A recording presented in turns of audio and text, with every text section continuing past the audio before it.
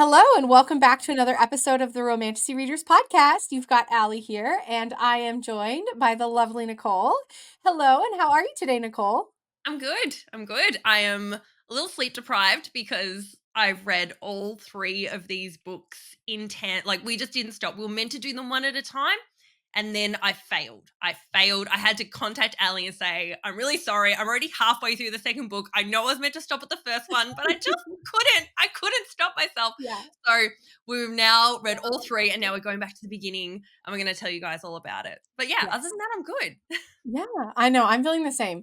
But if you have not read all three books of the Kindred Saga yet, if all you've read is Spark of the Everflame, that's okay. We are going to do, we've already done our sort of like, oh my God, we just binged the book, all three books. Here's all of our thoughts kind of all at once. And so now we're going to go book by book. So if you're reading along with us, that's okay. If you've only read book one, we won't have spoilers for anything else in the series. So you can just Rest listen to this if you assured. just read book one.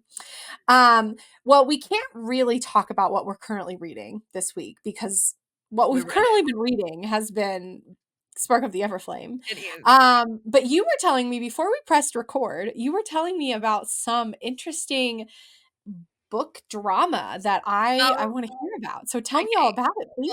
Hang on. Well, it started with, all right, first I was showing my Kindle, and I was showing because I need to like remind myself what a Marion, like all the names for this. And we're talking about this Yeah. color Kindle. And then we somehow got onto the subject of how books are so beautiful nowadays. How that I think like publishers have really changed the way they do books. Like, we used to just, you got a book, had a nice cover, that was about the best you could expect. But now they're almost like color picture books. Like, they have beautiful maps, they're decorative, they're beautiful. And we're talking about how people who read are different in that now if we love a book, we'll buy the EPUB, the Kindle version, we'll buy a real hard copy. And then sometimes we'll even go to Fairy Loot and get the special edition that's like the 7-book series Yeah. of our favorite books. And that got me onto the subject of Fairy Loot and the drama that unfolded with the recent Throne of Glass series that was released with Fairy Loot. Did you hear about this at all, Ali? The only thing I heard is that I knew they were doing this like beautiful set of Throne of Glass, and I saw that, but I also saw that you had to be a script subscriber. You had to have the subscription and like that they were going to get first priority. So I was like, there's no, I don't subscribe, I don't have them. I've actually signed up for their waiting list and I can't get on it. So I would just like kind of knew, I was like, there's no way it's going to sell out before it gets to like Yeah. general public. So I Yeah. just kind of like let it go, didn't get my heart on it, moved on. But I don't know anything else other than that they Yeah, made this well, beautiful so set. spilling the tea, what happened? And this happened around the time that Sarah J. Maas had her whole spring court reveal. So I was very distracted with other stuff. I didn't really pay any attention to it till later. But they did this whole Throne of Glass series reveal with all this beautiful like artwork that had been specially decorated for it. But it kind of got very negative feedback. It looked like a wooden castle.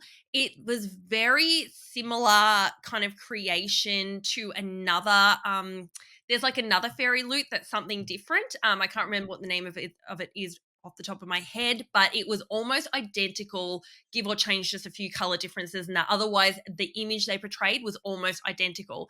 The stag was brown instead of white. Yeah, and then with the wooden castle, and the comments went ballistic. Like, people I can just imagine. bashed. They said, "This is so poor." They were just like, "What have you done, Fairy Loot? This is the worst release we've ever seen. Like, this is not what we'd expect from you guys or from Throne of Glass. Like, the quality was just not there with this wooden castle and the brown stag. The They were brown just stag. like massive errors on the, and look, and I don't know whether it was the artist or whether someone didn't like work with them closely enough to say that stag really needs to be white. Make sure that's a white stag Yeah, because yeah, it that is needs to a be huge. white. Yeah, exactly. So people just were very honest. And then to I'm bat sure, that, I'm sure. Fairy Loot got really quite aggressive back and were kind of like, "Oh, you're attacking our artists," and things like that. And it's like, well, I mean, I think they're just saying that the artwork doesn't sort of equal what's in the book, and maybe isn't Yeah. quite to what people. I mean, look, some people liked it, some people thought it was great, but a lot of people were a bit underwhelmed with this particular release. So caused a lot of drama. I remember, I think I got like, I saw their post that they were doing the special edition, but I don't think I ever saw the artwork because I just kind of was like, okay, that's not happening. And I just like always scrolled past it because I knew I like didn't even want to get excited about it because I was like, there's no way I'll be able to get this because it'll sell out. But maybe it wouldn't have sold out. That's I think funny. it's I just mean, too judging regardless. by like how intense people get even just on our podcast about like Bryce Reel. I mean, like people are very, very committed to what they have in their brains about SJM books. Ah, So I can imagine that people went crazy. Interesting. yeah, yeah. I I mean, mean, yeah, I the can't. the other big thing was just the sheer cost of these books. Like, I think they were £450 for the whole thing. Or no, I think that was only the first 4 books. And like for me, in Australian dollars, that's like $600-700 for these books. Like it is Not even for the whole absolutely set. no. That is That's just insane. nuts. That is That's so insane. expensive. I think I paid so my Throne of Glass, gotta go that way. I have to like right there. Like which way do I move my finger? My Throne of Glass right there. I just bought the dust jackets because I already had the set. And so I was like, I'm not gonna buy, you know. So I just bought those dust jackets, and I think those dust jackets for the whole set, I think it was like $80, which I mean Oh, is still pretty pricey, but dust jackets, it's that's beautiful fine. artwork, like, um, charging and I think, like, if I bought them with the books, it was only gonna be, like, $180 or something to get the books with them. Yeah. So, charging, like, £450, which would be, like if it was £450, that'd be, like, 600 American dollars I think look, for that's 4 off the top of books. my head. I know it came to around that price It was point, just, like, and it was insane. Yeah, regardless so of and it what the wasn't even numbers the are. full series, and so the other thing Yeah. people were commenting on was just the sheer expense, but it's crazy, but people are paying these prices, like, when we're saying people are on wait lists to get these books, they're just willing to pay it. It's like, I don't know, we have to think more about if we want them to be reasonable with their prices, we sort of also have to go, well, don't buy it. If you think it's too expensive, don't buy. I mean, Yeah. I'm not going to be buying it because I'm simply going to go, that's awesome. But I'm going to Europe this year and I'm going to Yeah. spend my money Wouldn't in even spend my money Italy. on that. I'm going to, rather than spending $600-700 on books, I'm going to be in Italy and Yeah. I'll just have my little Kindle and I'll do that instead. So, Yeah. priorities. Yeah, yeah, absolutely. Interesting. Well, thanks for the tea. Yeah. Thanks for the tea. That's what you get this week instead of what are we currently reading? You get what's the There's no latest version of what we're reading. bookstagram gossip and drama. Maybe we should add that as like a recurring segment on our podcast. I Like, love a bit of what's spilling this the tea week's and a bit of bookstagram drama. drama? Because there's always something. Exactly. Um, okay, so we're talking about Kindred Saga. We're gonna start with Spark of the Everflame. How did you read the book? Did you read it? Did you have a hard copy? Did you do it on your e-reader? Yep, it was my little e-reader right here, which has now gone Nice. to sleep. But yes, I just yep, read it on there, loved it. I mean, that's really my favorite way to read Me anyway, too. because I can Me take it too. everywhere. I can read in the bath, whatever I want to do. Yeah, no, and as I said, I probably read it in about 2 days. It took me no time Yeah, at all. It yeah. was very, very addictive.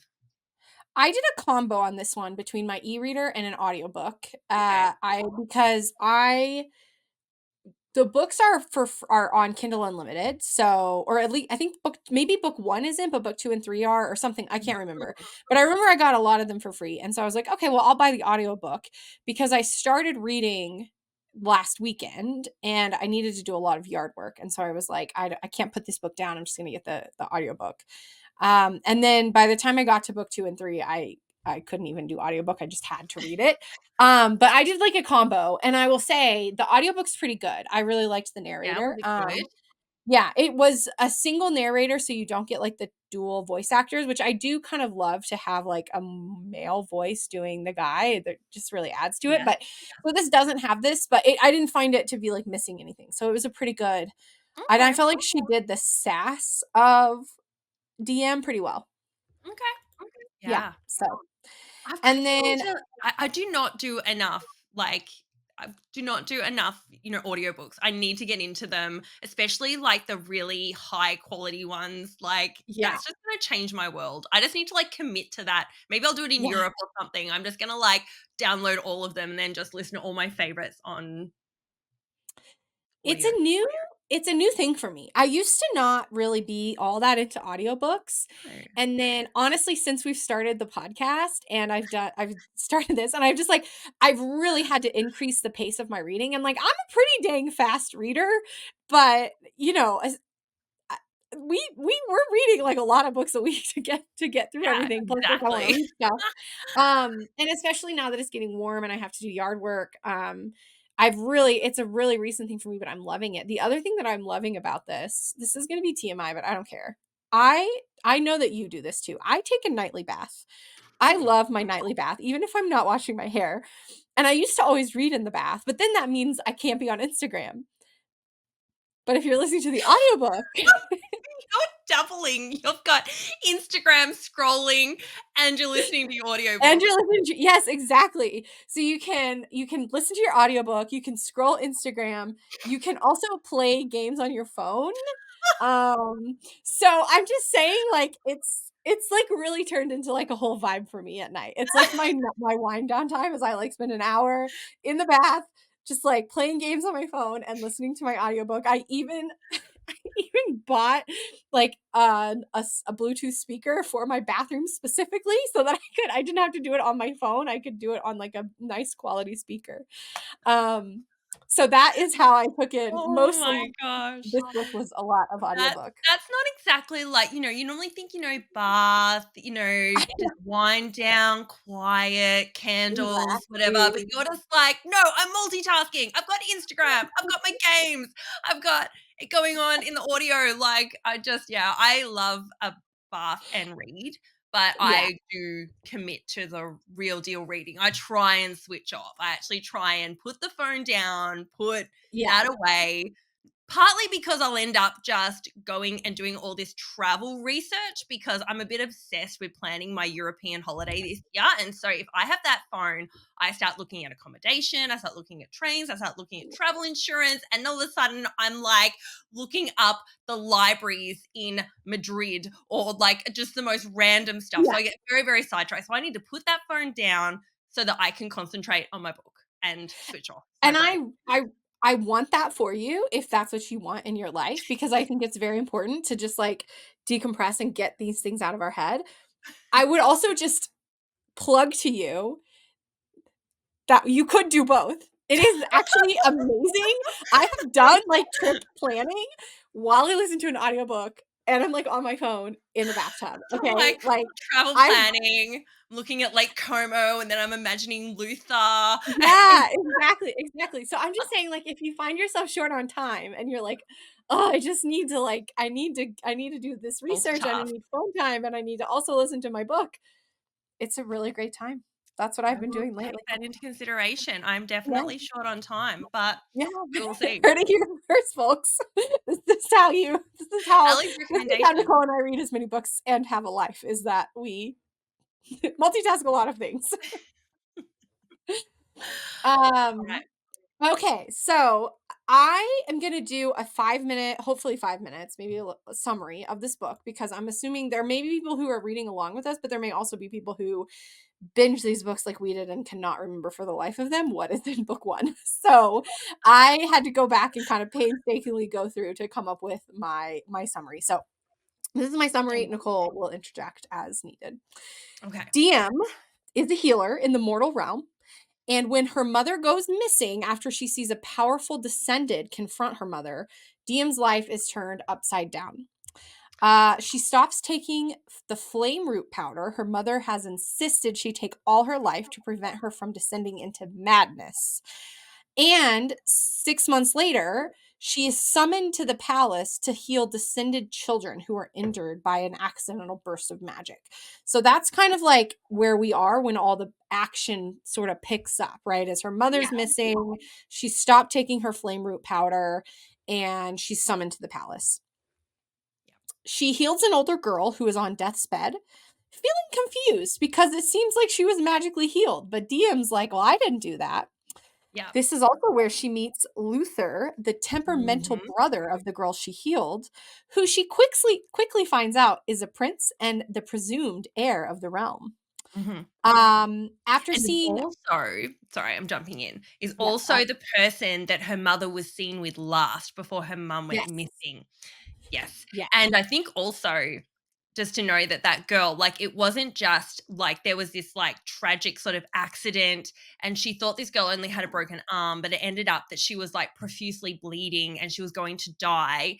And then last minute, she sort of wishes for her to get better. And there's sort of this magical light. And then she just sort of magically heals. But then she's never worked with descendants before, these descendant magical power and children. So she thinks, oh, maybe it's her. Maybe it's her power that has done this because they heal really quickly. So yeah, yeah, yeah. doesn't know at this stage.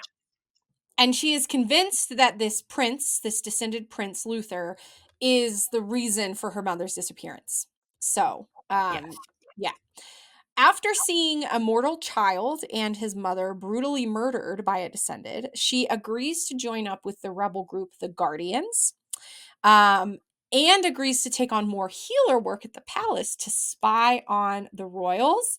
But she also has her secret reason of spying on the royals, which is to help find her mother. Mhm. Each time she interacts with Luther, they clearly have some kind of connection. But she hates him and thinks that he's responsible for her mother's disappearance, and she can't give up her childhood love, Henry. Blech. Ugh. Ugh. We hate Henry so much. We Henry hate is, Henry. he can go die 1,000 deaths as far as I'm This is an concerned. But anyway. anti-Henry podcast. After information that she gives the Guardians puts many innocent lives in danger, Diem swears them off and heroically rescues the descended. Luther saves her life by pulling her out of the burning building that she had like run into, and is confused when she wakes up because she's confused by their connection and who she sees underneath his masks. So she's in danger. He heals her. He has her spend the night in his room holding her hand. She Yes. overhears some things that are very interesting, like, oh, I think she's my, and then nothing happens. And right, yes. Now hang on, a bit more happens here. We got to break this down. So Yeah. he rescues. So she runs into this fire to rescue this descendant, which is kind of against her whole guardian morals. But DM doesn't really fly to that, and she's sort of like, I need to rescue these people. She felt guilty because she felt like she had done it, so she went in to do this. Anyway, he ends up rescuing her at the last minute because she kind of gets stuck, and he gets her out. And at that moment, they have a shared premonition of what is potentially the future, which is like Yeah. her all in like battle armor on a battlefield with Luther beside her, and they're both having this premonition together. And then she like loses consciousness, and the next thing she's sort of waking up in his bed with him by her side, tending to her all night long, caring for her. Yeah. Just Yeah. so good. Yeah. When she wakes up, she goes and Luther asks her to go see the king, who is on his deathbed, and everyone thinks that it's getting worse. So she does. She goes to see the king. Luther leaves her alone with the king to go. I can't remember why. He had to go do something. And Nothing the reason. king is like kind of creepy and like says a prophecy and is like speaking riddles and freaks her out. And everyone thinks that she like killed the king because he dies while she's alone with him. And like there's like screaming and everything. So, and she's like, I don't know what that's about. She runs away from the palace. She goes home. She gets into a terrible fight with her dad. And when she runs away, she's like crying. Her brother shows up. The world trembles. And she's suddenly wearing the crown of the Lumos Descended. And that's how book one The ends. That's such ending. a huge cliffhanger. And just for everyone, in case we didn't make it clear, before this, the Descended were 100% sure that Luther was going to be the next king, that he was in line to 100%. be king. They were preparing for him because the king was dying. And then at this last minute, she's in there alone with the king. The king suddenly, he's been like unconscious for months. Suddenly he wakes up, starts kind of screaming and doing this big prophecy thing, which is why the Talking in soldiers riddles. overhear that. And then he's kind of saying stuff which kind of suggests that DM might be more important than we think. But then he sort of loses consciousness. She runs away. He then proceeds to die. boom, she ends up with the crown on her head. She is the most powerful descendant in the realm. And it was Crazy. and now Um, you understand why we couldn't just stop at the end of that book. We had to go no. immediately into the next book to find out what happened because that is not a real ending. You cannot end on that. If you are reading along with us and you're listening to this and you have not yet started book 2, like, I'm impressed by your willpower. I had no willpower, alright? I read it, and then I immediately, within a minute, had downloaded book 2 and was reading it. Like, we're talking, like, the span of less than 2 minutes from book 1 to book 2. So if you Yeah. have not actually read book 2 and you're listening to this, good for you. I You're just went impressive. straight out. I got the first 2 books, like, before I'd even started book 1. So I had the second one there ready Yeah. to go. So there was no need to download. It was downloaded. It was ready to go. So clearly I ended one, click, open up the next book and start from there. Like, Yeah. Yeah. zero delay. Zero delay. So we're going to do our categories that we've kind of introduced and been doing lately. And so the first category is like, what do you think makes this romantasy book unique or different, Nicole? Look, I don't know if it's exactly different from other books we've got. If anything, I just felt like it beautifully ticked all the romantasy boxes that I have in my head. It was just Yeah. like first of all, that she's just kind of like a healer, and that she's maybe like she's been taking this powder her whole life and then she stops taking it and suddenly she's getting powers. It's just like, this is kind of a very typical trope, but I love it. I love it so much. I have no issues with this. Luther is your perfect, dark, brooding, morally grey MMC, kind of enemies to lovers. And then we find out he's got light and shadow powers, massive tick. Then we even find out that there is a Griven. There is like every Yeah. king or queen of the realm had their own personal Griven, which is practically your own dragon. And I was just like, oh my God. And they have a dragon. Like, this is everything I could possibly want in a romantasy book. So I feel like Penn Cole just grabbed all my favorite little pieces and just tick, tick, tick, whacked them all into a book. And not only that, but did beautiful writing. Like, the Yeah. writing is so, I love this world. I love the magic lore. I love just the bigger, just I say the bigger world that's been created, and then sort of the characters as they move through it. So I don't think there's anything necessarily new, but just delivered really, really well. Yeah, that's exactly what I was gonna say. It's not like, sometimes we say like, "Oh, this is like really unique. I've never seen this kind of power or this kind of world." That's not really the case here. Like, right? I mean, it's magic tied to the land. There's different realms. They have different magic depending on their realm. That's very ACOTAR. That's Yeah, very Throne of Glass. That's very kind of everything. Um, but I think what really makes it stand out from other romantasy books is the quality of the writing and the expert of the craft and how it's woven together is yes, extremely impressive and is like next level kind of SJM level in my mind. yes, yes. I feel like it's So probably the closest thing to Throne of Glass that I have read in recent times. It's also not far from the Bridge Kingdom. It's got a yeah, bit of a feel of maybe the Guild, the Play to Prisoner series, but I actually still feel like it's even just the level of the world is a little bit above again. And this is probably considering mhm. all 3 books, not just the first book, but definitely takes it to that next level with the depth The that it depth of goes the to. world is Yeah. very, very strong. Absolutely. What were some of your favorite scenes and what were some of your least favorite scenes? Or your best and worst scenes? Uh, everything with Luther. Just if Luther Yeah. was in the scene, I was happy. Yeah. I the kissing, the first kiss, like that was perfection. That was So good. just like, it was just feisty, it was angry, it was in the moment, it was just emotional. It was just everything I could want in it. I said I loved when the Griven scene, when we had our whole like dragon, like when she goes to put her hand out and this like Griven's kind of coming up and is really curious about her. I loved that as well.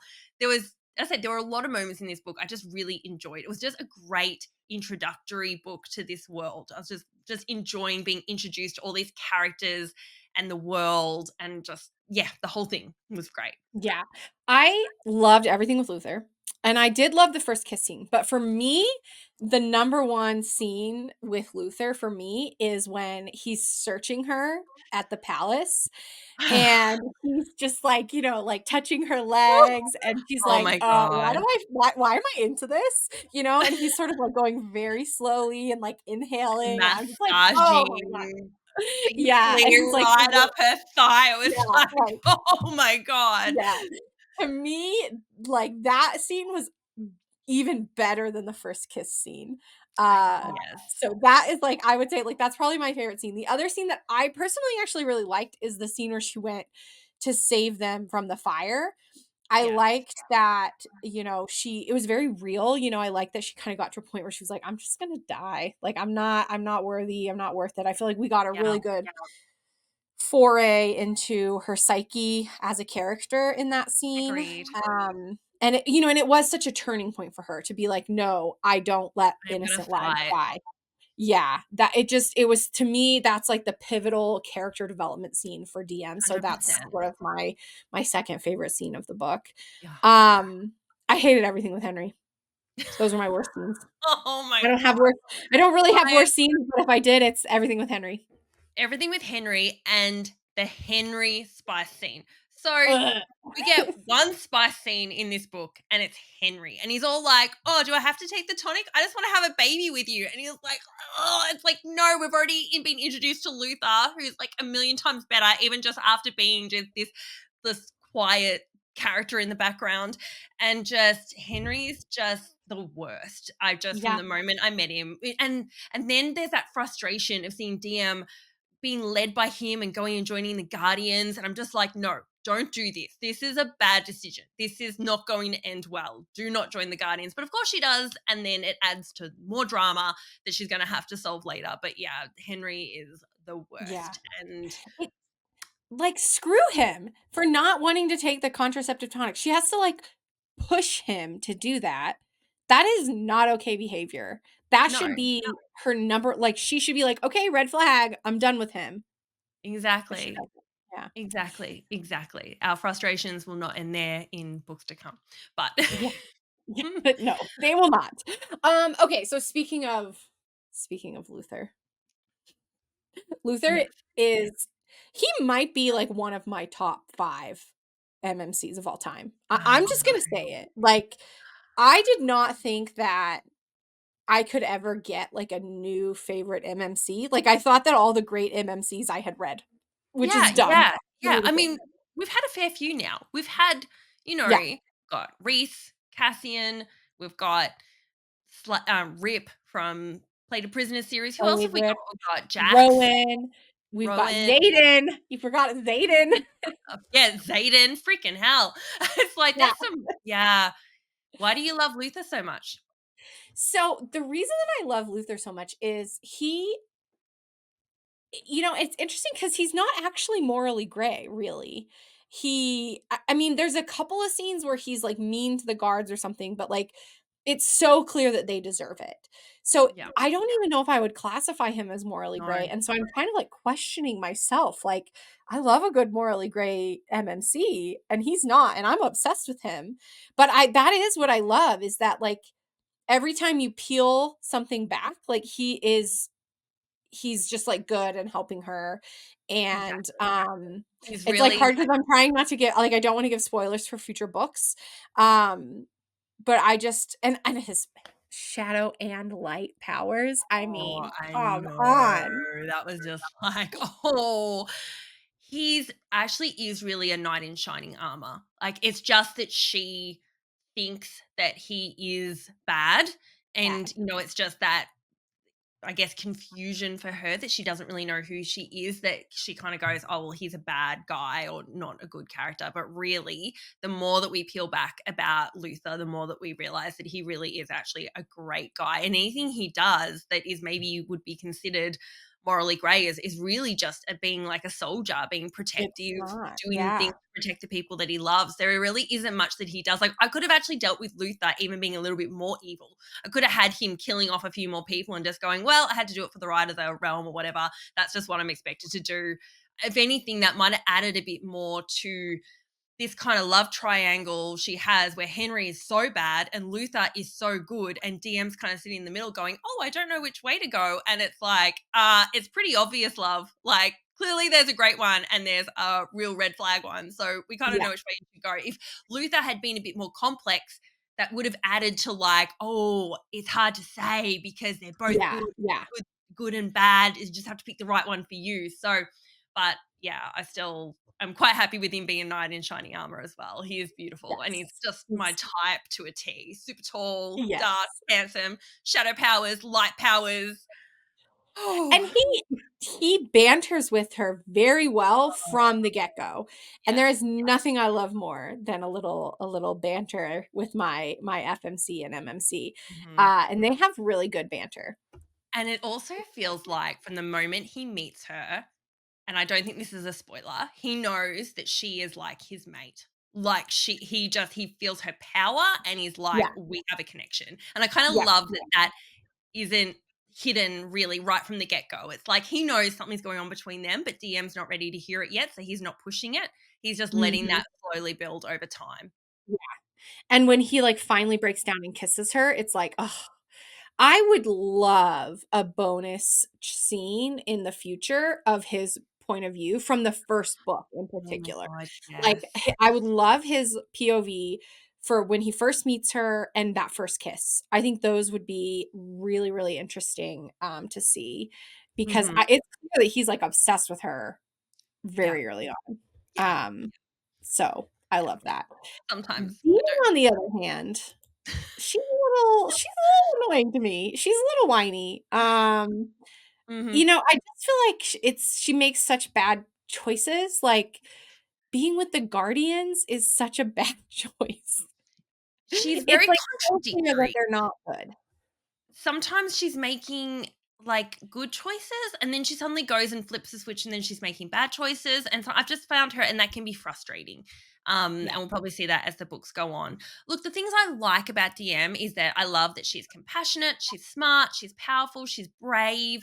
I love that she just like makes a choice to stop taking the flame route. I like that at the start we're seeing a very, even though she's kind of being pushed into this healer sort of role and she's very, very good at it, it's not who she is. It's not what her natural go-to, she's very feisty and fiery and she kind of wants to do that. She then goes and starts making really bad decisions. Maybe this is being naive, but she just kind of goes down the path of the Guardians, which was super annoying. She fights Luther, which is also annoying because we can see from a reader's perspective that he's obviously awesome, but we know to expect the slow burn. So it's not Yeah. too annoying at this stage. But yeah, she has two sides of her, and the decision making is not her strength at this point in And time. I can forgive her for the first time that she works with the Guardians, but I get really frustrated. I got so frustrated in the moment where she told them where the hole in the wall was, because Yeah. that didn't come out of her desire to protect mortals. That came out of her desire to, like, be useful to them. Yes. And Yes. that was, like, a really bad decision, Yeah. and I'm so glad that she redeemed it and, like, realized it was bad, and it was obviously the catalyst for her to, like, get to the next stage, but that was a very frustrating moment for me. Yeah. Yeah. Yeah. Especially when they were like, then everything she was doing with the Descended, like, yes, okay, there's been sort of a lifetime of not trusting them and things, but they've been nothing but nice to her so far. Like, really, like the main ones. They haven't done anything fundamentally bad to her to make her go, I need to betray Mhm. these people. Like, I need to give Yeah, this over.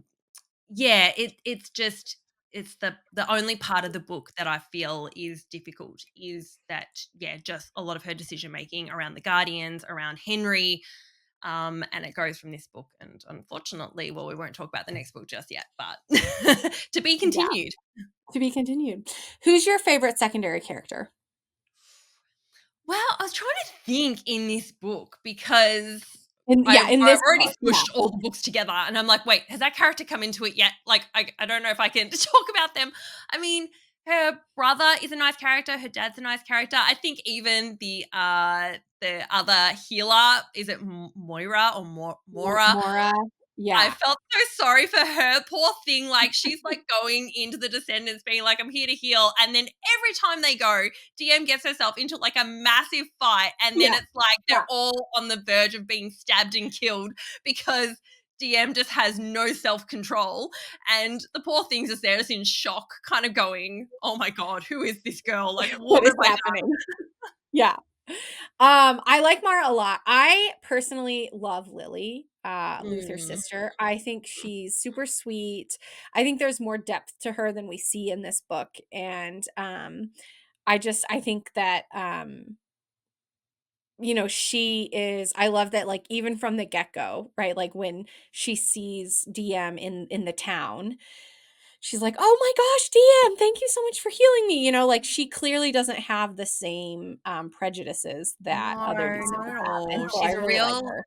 She's a real sunshine character. Like, just Mhm. Mhm. beautiful, innocent, sweet, and I guess a great introductory character for DM to see the Descendants and see that they're not all bad. All bad. Like, Yeah. no, Mhm. Yeah, yeah. absolutely. Um, do you have any favorite quotes? I do. Well, I went and found some. Okay, these are the two that I got that I think were pretty standout in the first book. You think I fear my own death, he whispered in my ear. Every day I draw breath is as much a curse as a gift. I've been living on borrowed time for longer than you can imagine. If you're the way my fate finally catches up with me, I can't fathom a more beautiful end. Like, Uh, so good. him Is that writing. in the first kiss scene?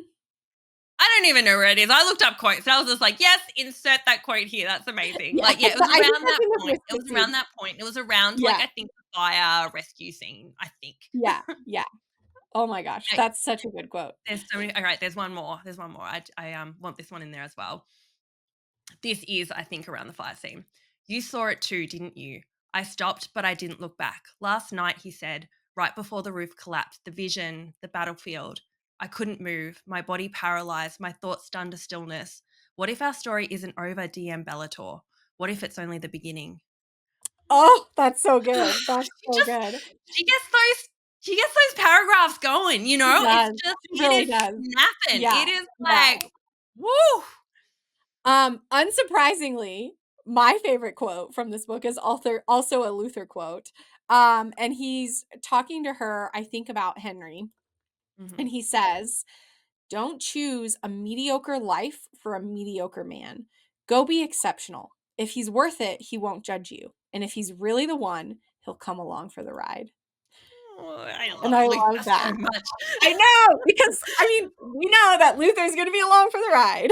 Exactly. We know that Henry is super mediocre and there's So someone mediocre. exceptional here and And you he need to just wants say, a mediocre life for her, right? Like he wants her to just settle down, have a baby. He even is like, "Yeah, you can just like quit your job." And she's like, "I don't want to do that. Like I love my job as a healer." Like exactly. it's It's the so difference of a relationship that's going to make you grow versus a relationship that they're just going to push you into a little hole, like a little thing like a and say, box. this is all you're ever going to be. Yeah. And DM choosing to lead her own life.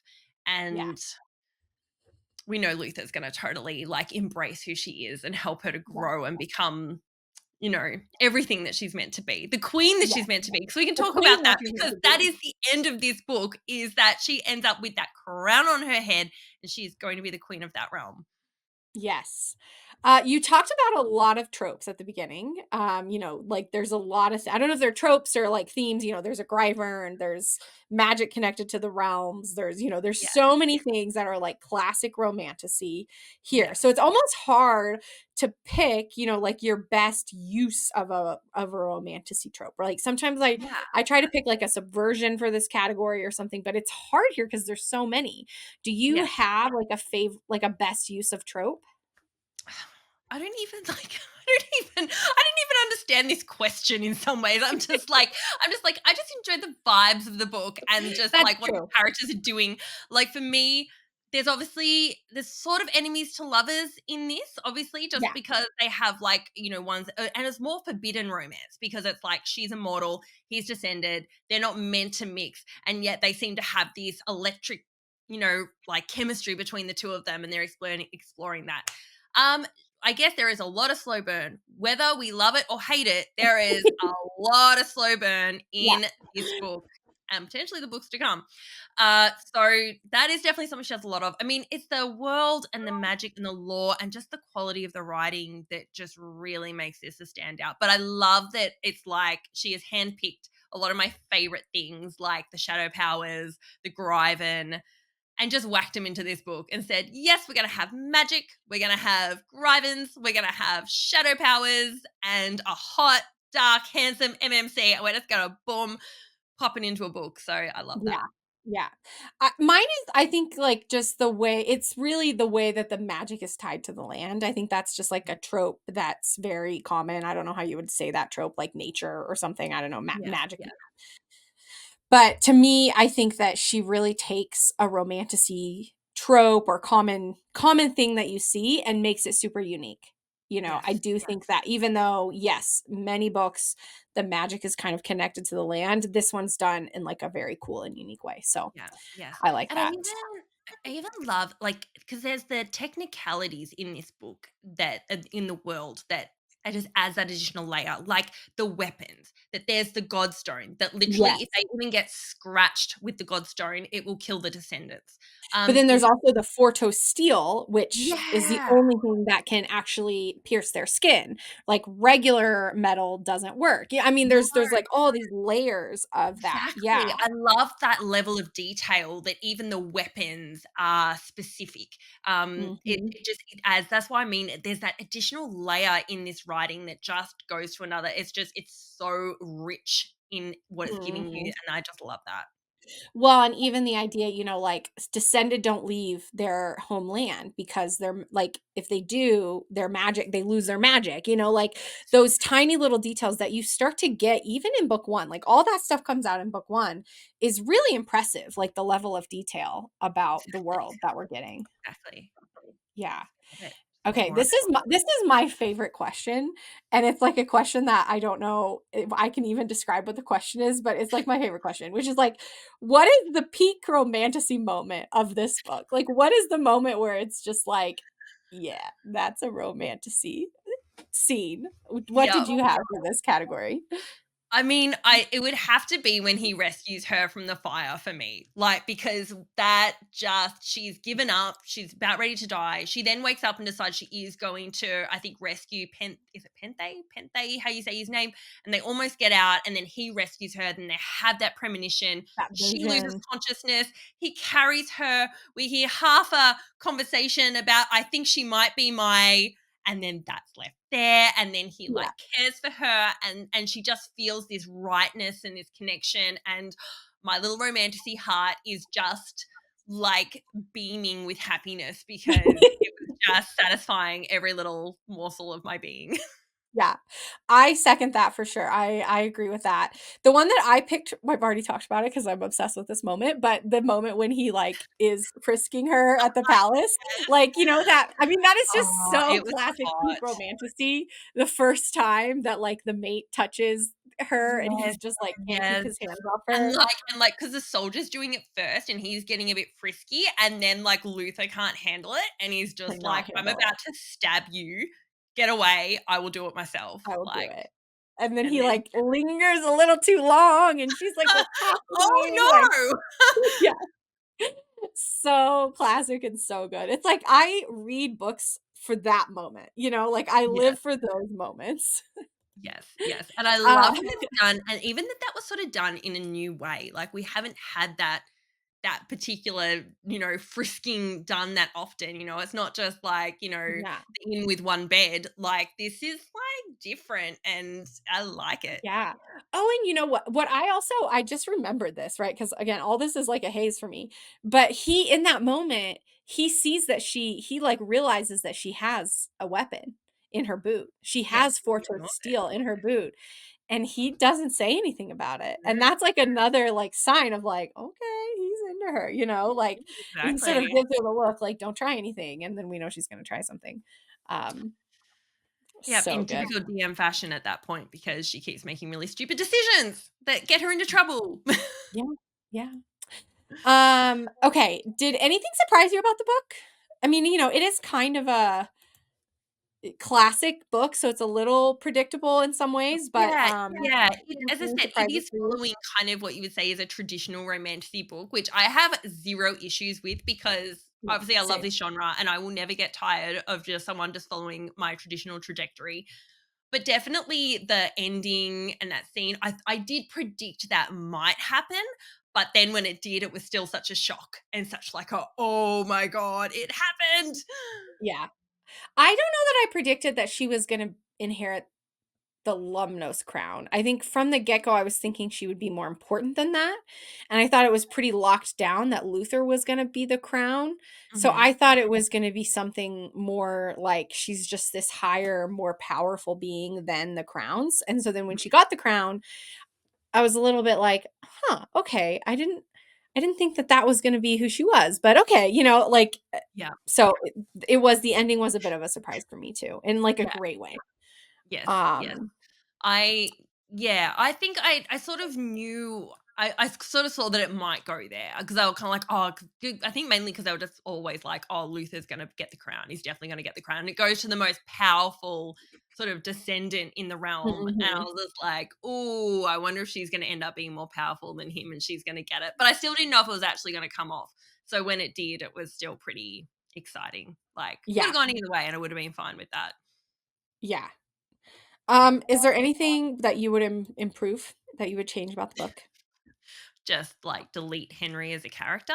Like that would be a great um it's yeah, it's the character choices and I think it probably more is the second book that, we'll go into more when it comes to this, but the first book was pretty good. I actually really liked it. I really enjoyed it. I was really excited say at the introduction of all these tropes, of these characters. I generally liked it. I mean, we kind of knew at this point that there was probably going to be this old love interest that's not a good pick for her and then there's Luther who is. I could have done with a little bit more spice, in this book. I mean, yes, it was a slow burn, but it could have always had more. But I was also somewhat not surprised because we've had many romantasy books where nothing has happened in the first book, but then it picks up in the second. So Yeah, I was, even though we didn't get it, I was still happy that it was on a nice trajectory for some spice in hopefully book two. So yeah, yeah, apart from just some of her frustrating decisions with the Guardians and Henry, and just her constantly getting herself into trouble. There are probably only a few other things that I might have tweaked just slightly, but otherwise it was pretty much it's great pretty for me. great. Yeah. Yeah, I know, I You? usually have, like, a clear answer here, and I don't this time. The only thing I would say is, like, I do feel like it could have gotten to the action a little bit faster. Hmm. Um And this isn't necessarily a problem with book 1, it's more about a book 2 thing, so I won't give, like, spoilers, but I feel that there were some things in book 2 that maybe could have been moved into book 1, like, combined it just to get to different action things Yeah. faster and, like, Yes. more about her a little bit faster, Hmm. but Yes. look, you do that, and then you probably make trade-offs on the world building, and I would not make any trade-offs on the world building. I No. love the No. depth of the world that we get, Exactly, so exactly, 100%. I wholeheartedly agree. And I think, as I said, I probably have some feelings about that she possibly could have made Luther a little more morally grey and maybe Henry a little bit less of an asshole, like yeah. to make it a little bit more of a difficult choice for DM to make. Because I think for us as the readers, it's really, really evident. But Mhm. again, that probably is more still to come in book 2 than it is in book 1. But yeah, Yeah. for me, the Yeah. introduction was really this book really didn't have much wrong with it. It was really Yeah. very good. I think I would probably I think I rate this book higher than book 2. Like, I do this book too. is a very, very great introduction. Yeah, exactly. Um, I agree. so obviously we've both read all 3 books, but I actually spent some time I, like, wrote down when I finished each book, I, like, wrote down any, like, theories or predictions that I had so that I could just share them with readers if they are kind of reading along. They can hear some of my predictions. I won't spend a lot of time on this. Yeah. It's kind of funny now. I won't tell you if any of them are true in case readers are not up to book 3, but it's kind of funny to see where my head was. There are some things that I was super wrong about, which is fun. So, I at the end of book 1, I was convinced that I thought that her mother was sent to intentionally get pregnant by whoever her birth father is. Mhm. Because, like, I Mhm. don't know, I just like her mom seems sketchy. I was thinking that her birth father is potentially some kind of old god, like one of the Everflame Yeah, I gods, thought where that like, too. Yeah, so it might yeah, be like a full kindred. Like, I think the kindreds were the originals. yes, right. Kindreds were are like where the descended come from, but then there's that whole other kind of realm of Old old god. gods Yeah, yep, yep. that's from the Everflame, and that I thought he was gonna come from like the old gods and Mm, Everflames yep. at the end of book one.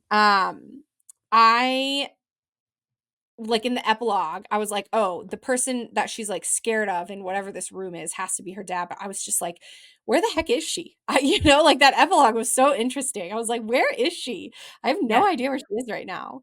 yes. Um, I was like, because Henry tells her at some point that the leader of the Guardians is a woman. And I was Mhm. like, and that she's away right now. I was like, oh, it's her mom. And I think Yeah, Henry knows that her mom's gone. yes. Um, so that was a prediction that I had. I predicted that book 2 was gonna be super spicy because book 1 Oh, was such a slow burn. And then that I was my predicted that. prediction. Yeah, That was yeah. I was 100%. I was like, book 2 is gonna be so spicy. Like, It's just gonna be typical so spicy. romantasy. It's like, yep, okay, fair enough. We have the slow burn in book 1. This happens by about 50% of the way through book 2. We're gonna be spicy. We're It's gonna all be gonna be on spicy like and Donkey Kong. That's what's gonna yeah, happen. yeah. I feel like we need to come up with a funny, like, our own catchphrase, for, like, spice. Be like, "Oh, the spice is spicing," but it's, like, our version. So if you're listening and you have ideas, let us know. Yeah. And then I thought like maybe her mom and her dad, like maybe somehow her power comes from both her parents, um, or her Yes. like, her queenness, because clearly she has power. We don't exactly know what it is, but those were kind of all the thoughts that I had. Did you have any like predictions or theories when you finished it, or did I kind of say all the ones that you had? You just said the ones that I Yeah, yeah, I wrote them down and you just said them. Um, so I had that like I thought her mum was possibly descended as well. I thought that possibly her power comes from her, not just her dad, but also her mum. I was like, I think that because I mean it seems obvious that it's her dad. Um, I knew her and Luther are going to be mates. I think that was never really a surprise. And I thought that there would be definitely more spice in book 2. I think other than that, like I say I've just been here for the ride. So I've just been enjoying it. And I think just knowing that now she has that power, is she just gonna become queen of this realm now? Like what is that going to mean? And what's going to then happen for like the whole world and what's going to go from there. So it's not really, yeah, as I say, I was just happy to just enjoy the vibes and just enjoy jumping into the next book. I mean, I really didn't yeah, spend any time considering because I just was like, and I'm opening up the next book now and I'm not even giving myself a second to consider what might happen. I just started immediately. yeah, absolutely. Okay. How did you rate this book?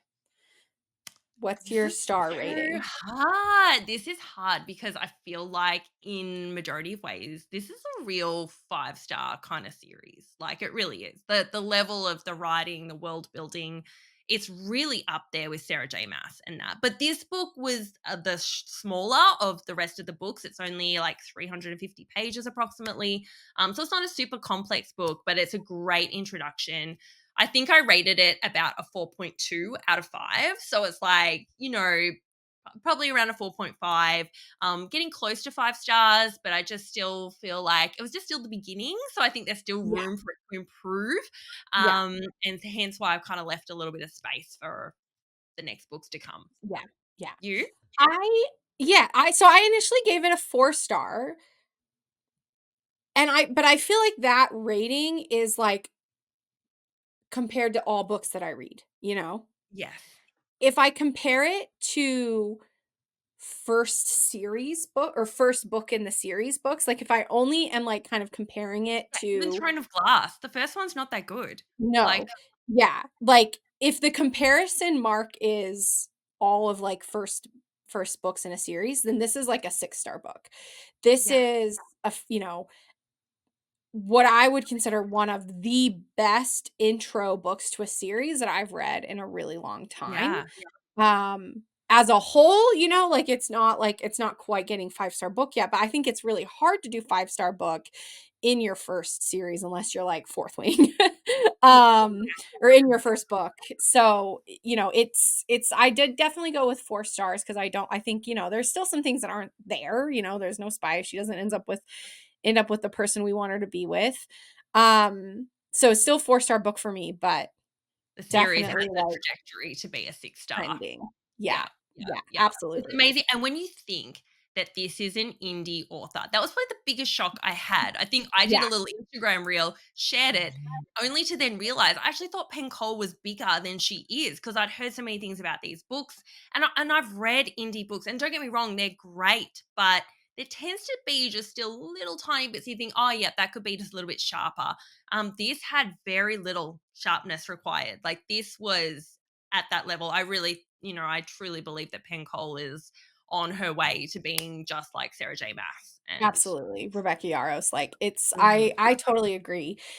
And there's a couple of places where you can feel it. Maybe further down the series, like she could have used the kind of like the editing that I feel like traditional publishers give their authors when it's going to be published to just tighten things up a bit. But frankly, it is so so good. Yes, yes, I could see this being a series where it gets picked up. I'm shocked that she doesn't have a book deal. Maybe she does. It just hasn't, she hasn't announced it yet. But I could see this being one of those series where she gets a book deal and then they let her do some edits and then re-release it with like new covers and stuff like that. yes, Like I could totally see that being one of those books, and I would be so down for that. yeah, 100%. Me too. No, it's great. Awesome things to come from Cole. I'm sure of it. So Yes. Yeah. Do you feel like so far this book is worth the hype that it's getting on Bookstagram? yes, 100%. It is. Yeah, me too. There is something special and magical about this series that, as I said, I finished all 3 of these books, and then just to prepare for today, I started to read the first one again just to refresh myself because I went through them so quickly. It's So like fast. hard for me to decipher what happened in the first book to the second to the third. And it was like I was almost reading it for the first time again. I did not, sometimes you go to read it a second time and it's a struggle. Like even Yeah. Iron Flame, I found second read to be a struggle. I was not finding this a struggle. I was enjoying it. I could easily just immerse myself into that book all over again with no problems whatsoever. The writing just pulls you in and it's Yeah. so enjoyable. So it is 100% worth the hype. I actually think it deserves more hype. It is Yeah, I underhyped agree. That's what I right was gonna say.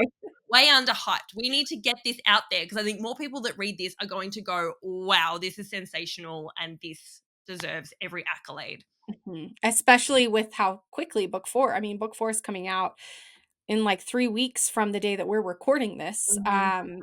The book 4 may be out by the time this episode comes out. I don't know exactly when we're gonna drop it, but yeah, absolutely worth the hype. Needs more hype. Everyone go and talk it up on social media because I would love for it to get picked up, and then we get fancy, pretty special Fairy Loot editions that hopefully don't have the equivalent of a brown stag. That's Gonna bring it all the way back to yeah. the beginning. All right. Any final thoughts, Nicole, or did we cover it all for book I think one? we covered it. I think we covered it today. But guys, if you have any further thoughts or theories about this book, or if you maybe want us to try and reach out to Cole and see if she might like a sneaky little interview with us, let us know because we want to hear Yeah. what you guys think and we want to get this book out there. So yeah, that's all I've really got Yeah. to say. Stay tuned. We're going to go do deeper dives on book 2 and book 3 in the following weeks. And, as we get further and closer to book 3, we'll really start to dive into more theories and lore, because there's less that we have to worry about spoiling. So the episodes are just going to get deeper and more fun. As always, please rate, review, and subscribe to help other people find our podcast. Make sure that you're following both Nicole and I on Instagram, Book Lovaholic Alec and Alley Cats and Books, as well as the Romantasy Readers podcast on Instagram. You can email us at romantasyreaders@gmail.com if you have thoughts or ideas, or you want to give us a book that you want us to cover, anything and everything we want to know. And thanks for listening. We hope you have a great rest of your day. Bye. Take care. Bye.